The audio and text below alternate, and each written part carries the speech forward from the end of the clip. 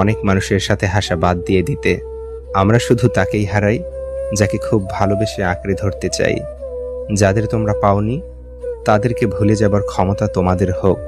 আমরা মানুষ, সৃষ্টির সেরা জীব, আবার আমরাই অমানুষ, জগতের সবচেয়ে ভয়ঙ্কর প্রাণী। কাউকে জীবন থেকে সরিয়ে দেওয়ার প্রথম লক্ষণ কথা না বলা, কাউকে জীবন থেকে সরিয়ে দেওয়ার দ্বিতীয় লক্ষণ ব্যস্ত আছি পরে কথা বলছি, এরপরে অজুহাতের শেষ থাকে না। ভালো মানুষ হও, কিন্তু প্রমাণ করতে গিয়ে সময় নষ্ট করো না। এখনকার তরুণদের সমস্যা হলো তারা যখনই নতুন কিছু শিখে তখনই মনে করে তারা সব কিছু জেনে ফেলেছে।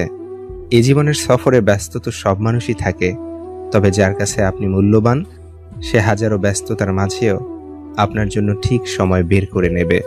মেয়েদের সবচেয়ে বেশি আনন্দ হয় যখন ঝগড়াতে স্বামীকে হারাতে পারে। স্বামীর পরাজিত মুখ স্ত্রীর কাছে যুদ্ধে জয়ের মতো। আমি মানুষকে খুব কাছ থেকে দেখেছি। মানুষ আসলে দূর থেকেই বেশি সুন্দর।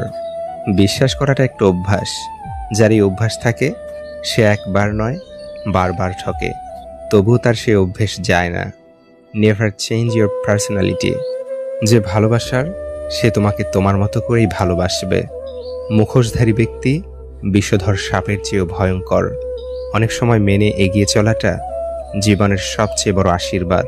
আমরা প্রত্যেকেই কোনো না কোনো কিছুর শূন্যতা নিয়েই বেঁচে থাকি। নিয়ন্ত্রণহীন জীবনযাপন করবেন না। নিয়ন্ত্রণহীন জীবন শুধু আফসোস আর পরিতাপের হয়ে থাকে। মানুষ যখন কান্না করা বন্ধ করে দেয় তখন সেই মুহূর্ত থেকেই নিজেকে মৃত ঘোষণা করে। বেঁচে থাকাটা নাটক মাত্র। মাজারগুলোতে সত্যিই যদি দোয়া কবুল হতো তাহলে মাজারের সামনে কোনো ফকির দেখা যেত না। তারা দোয়া করে অনেক আগেই কোটিপতি হয়ে যেত। ভালো বন্ধু তোমার গল্পটি জানে, শ্রেষ্ঠ বন্ধুটি তোমার গল্পে বসবাস করে। কিছু মানুষ নিজের ভুল না খোঁজে, অন্যের ভুলটাই বেশি খোঁজে। কারো সাথে কথা বলতে যাওয়ার প্রচণ্ড ইচ্ছে থাকা সত্ত্বেও যদি তার সাথে কথা বললে সে বিরক্ত হয়, তবে তাকে বিরক্ত না করাই ভালো। সবার পছন্দ ভালো লাগা তো এক নয়। তুমি যাকে আপন ভাবছ সে হয়তো তোমাকে মনেই রাখে না। আজকে হঠাৎ চুপ হয়ে গেছে যারা, খোঁজ নিয়ে দেখো এক সময় খুব চঞ্চল ছিল তারা।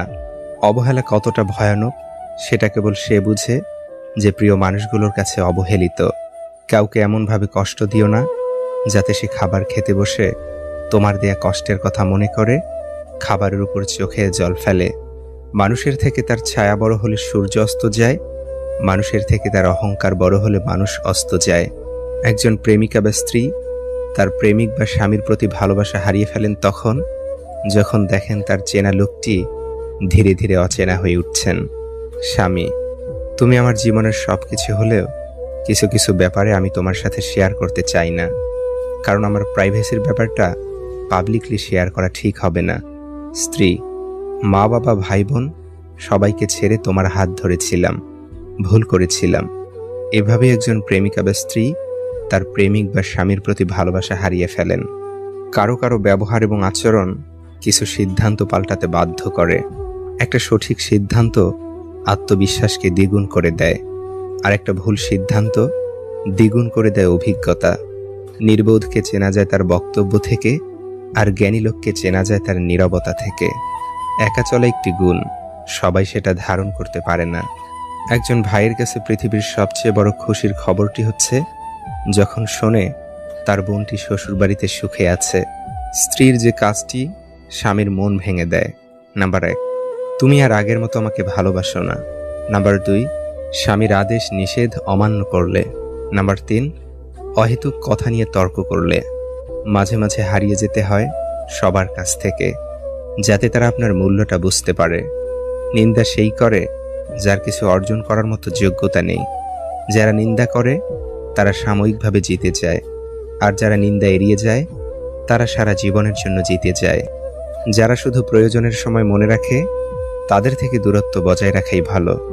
জীবনের সেরা শিক্ষাটা পাওয়ার জন্য একবার ঠকে যাওয়া খুব দরকার।